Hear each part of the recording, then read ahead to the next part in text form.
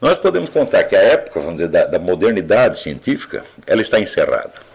Ela não sobrevive a exames como este que o professor Wolfgang Schmidt fez e, sobretudo, não sobrevive à pesquisa histórica dos últimos 30 anos, que tem revelado uma imensidão de falsidades na história das origens e da constituição da ciência moderna. Quer dizer, toda a cultura científica moderna, ela aparece baseada, vamos dizer, em falsificações históricas absolutamente monstruosas, né? Não só históricas, falsificações científicas também, né? Esta mesma semana, eu estava na aula que eu citei uma carta de Alexander von Humboldt, que dizia o seguinte: olha, nós todos sabemos que não existe a menor prova do sistema copernicano, do sistema heliocêntrico. Todos nós sabemos isso, mas eu não quero ser o primeiro que diz isso em público. Então, se aparecer algum cientista corajoso e disser isso, eu também vou apoiá-lo, mas eu serei o segundo no comando e não o primeiro, porque eu não quero levar todos os tomates, né? E coisas desse tipo foram muito comuns na história da ciência, só que são perfeitamente escamoteadas, né? Com relação, por exemplo, à origem da teoria da relatividade, o que aconteceu foi o seguinte, que no fim do século passado, na passagem do século, houve uma dupla de cientistas, Michelson e Morley, que disseram o seguinte: olha, se de fato a Terra se move em volta do Sol, então deve haver diferenças, né, na velocidade da luz em vários pontos da Terra, conforme as várias estações do ano. E eles mediram isso milhares e milhares e milhares de vezes e viam que não mudava nada. Então, das duas, uma: ou a Terra não se move, ou é preciso modificar a física inteira.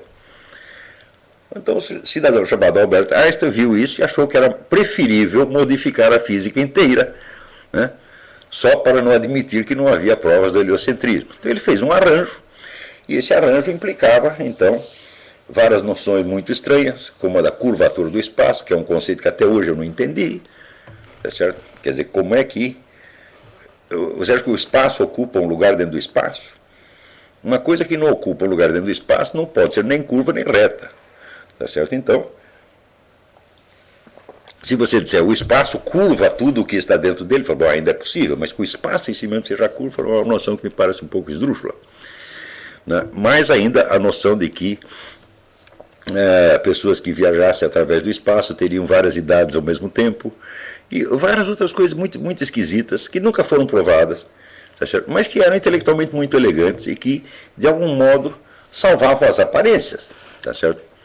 Então, o fato é que, no confronto entre geocentrismo e heliocentrismo, não existe nenhuma prova definitiva de um lado nem do outro, e você pode usar um sistema de referência, como pode usar o outro, mas se você insinuar que a Terra não se move, que ela é o centro, as pessoas vão internar você imediatamente, tá certo?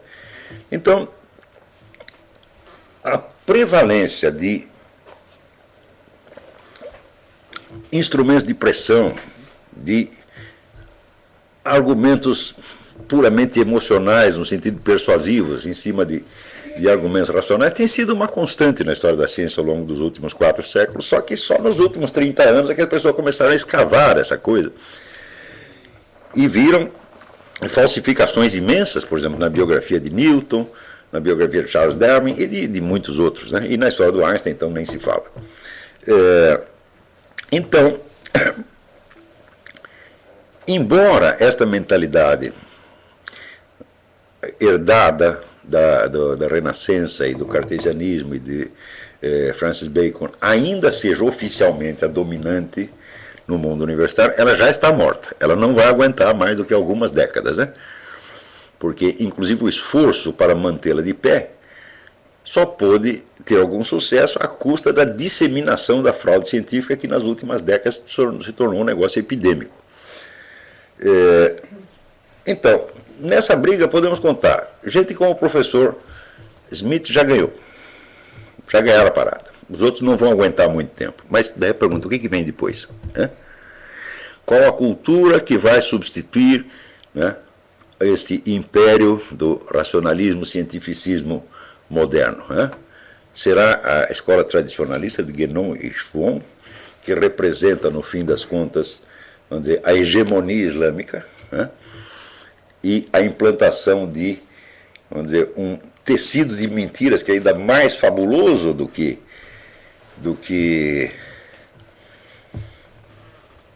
estes com os quais se impôs a modernidade? Será que é isto? Ou será então, vamos dizer, a dissolução do cristianismo num gnosticismo esotérico que no fim das contas não passa de sufismo sob diversos nomes? Será que é isso? Muito bem, a obra do professor Smith deixa aberta outra perspectiva, né? Tudo aquilo que há de mais valioso e de mais importante nessa escola tradicionalista sempre esteve dentro do cristianismo. E René Guénon e João não fazem senão apresentar com outros nomes coisas que já estavam dadas na doutrina cristã desde o início. Particularmente isso tem sido demonstrado nos trabalhos do Jean Borella. Jean Borella começou como um autor tradicionalista, como outro qualquer, mas aos poucos ele também ele percebeu que ele não queria desistir do seu catolicismo, não queria dissolver o seu catolicismo numa pasta esotérica, né? E na medida que foi descobrindo que os elementos fundamentais da doutrina tradicional já estavam todos dados no cristianismo com outro nome, ele foi percebendo que tinha alguma coisa errada na obra do João e Guénon. E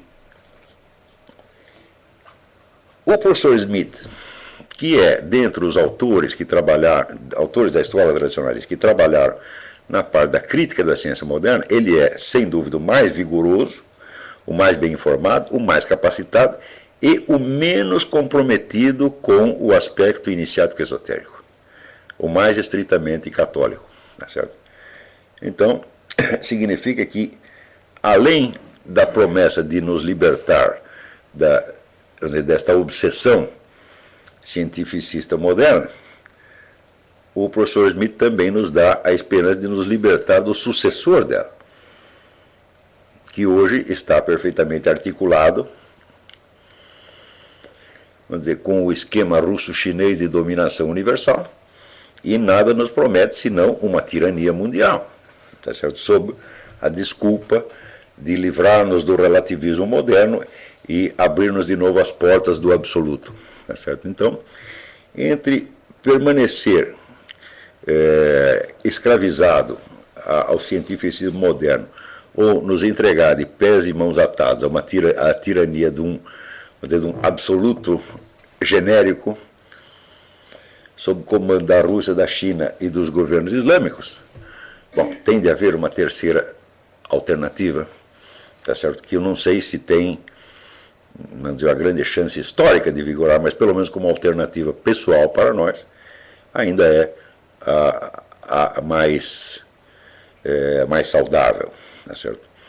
Então, este aí, quer dizer, além daqueles pontos que o Rafael de Paula tão eficazmente, tão acertadamente assinalou, né, elucidando a crítica que o professor Smith faz à ciência moderna, ainda tem esta segunda camada de leitura, né?